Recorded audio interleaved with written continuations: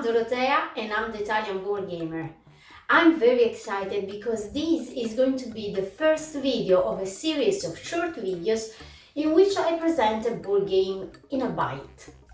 The idea is to give you just enough information to give you the flavor of the game. And the purpose is to sparkle some interest in you for this amazing hobby. The game that I picked today is easy to teach, easy to learn, and fun to play. Azul. Azul is a competitive game, so only room for one winner, guys. It is also an abstract strategy game. And if you're not familiar with the concept of abstract games are characterized by three elements. Almost no element of luck or very little, almost no theme or very thin storyline, and a very straightforward mechanics.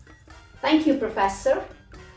Well, abstract games are games like chess or backgammon. And if you think you're not an abstract game player, bear with me because maybe you want to give Azul a chance. Let's have a closer look at Azul. Am I forgetting something? The player boards, the factory display, well, the box. Of course I'm forgetting something. The game comes with 100 beautiful, colorful, and noisy resin tiles. There are 5 different colors or style of tiles. Each style comes in a number of 20, so there we go, you have your 100 beautiful tiles and now you're ready to play Azul. Playing Azul is really easy. Set up the game according to the rules, determine randomly who's the first player and start playing. The game plays in multiple rounds, and during those rounds you have 3 phases. The offer phase, the wall tiling phase, and the preparation for the next round. To understand better how the game flows, let's have a look at the player board. This is really cool because here you have everything you need. Here is the score track. From 0 to 100, this is where you score your points. This one is the construction area where you have pattern lines, and this is the wall you have to decorate. Pick your tiles from the center of the table according to the rules and place them in the construction area, choosing one of the pattern lines that is available. Players alternate taking tiles and place them in the construction area until there are no more tiles on the table for that round. At this point, we enter the wall tiling phase.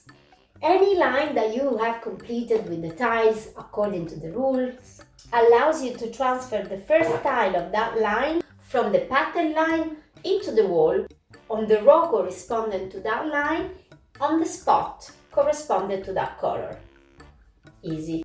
Placing tile and decorating the wall, this is how we score points. An isolated tile which is not linked to other tiles is worth 1 point. But if you manage to produce a cluster of tiles, well, things get more interesting. And what is this line here? It has some negative values in it. Any tile that you didn't put in the pattern wall, either because you couldn't for rules restrictions or because you didn't want to for your strategy, falls into the floor line. At the end of the round, any tile on your floor line will cost you negative points. So plan your strategy ahead because you don't want that to happen to you. You want that to happen to your opponent. The end of the game is triggered when one of the players during the wall tiling manages to complete 1 horizontal line, or even more than 1.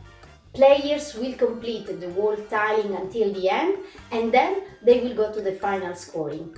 And to make things even more interesting, Azul has additional scoring options. 2 points per each completed horizontal line, 7 points per each column they have completed, and 10 points if they manage to place in the wall all 5 tiles of the same color. I hope I managed to give you the flavor of Azul and to get you to feel how many options you have there, so many strategies you can go for. Do you want to pick that tiles that scores you more points, or a little tile there that is going to mess up with your opponent plan. How cool is this? Nice. Nasty. What do I think about the game? I like it. Why do I like Azul? 1. It's fast. In 30-45 minutes, even less if you play a 2-player games, so you can have a match and you can have fun. Not always I have 2 hours to play a heavy big game, but more often than not I want to play a game. So that's where Azul comes into the picture. 2. Gymnastic for your brain. Planning skills, decision making, strategy building. Make the most out of the tiles that are there on the table. And don't worry, it's not so complicated.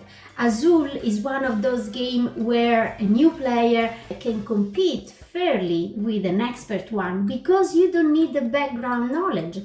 As soon as you pick the rules of the game and the logic behind it, well, you have a fair challenge with your opponent. So it's a game for everyone. And what else? Oh, this one. Did you look at this? The box? Yes, the box. Well, although it's very nice and the design is absolutely fantastic and cheerful, that's not what I want to point out. It's this 26 by 26 by 7 centimeters. Do you know what that means? You don't? I'll tell ya. Azul fits in your hand luggage.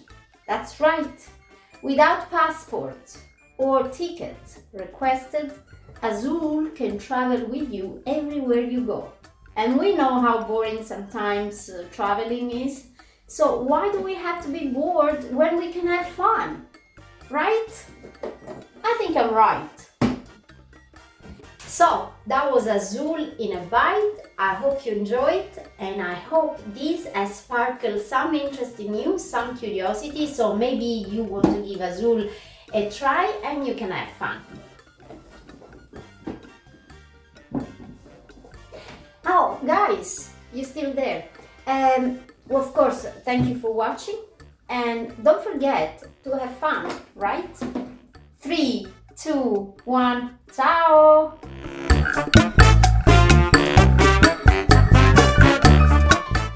Welcome back to the Boardgamer Italian. With 4 board players. Faster. It's just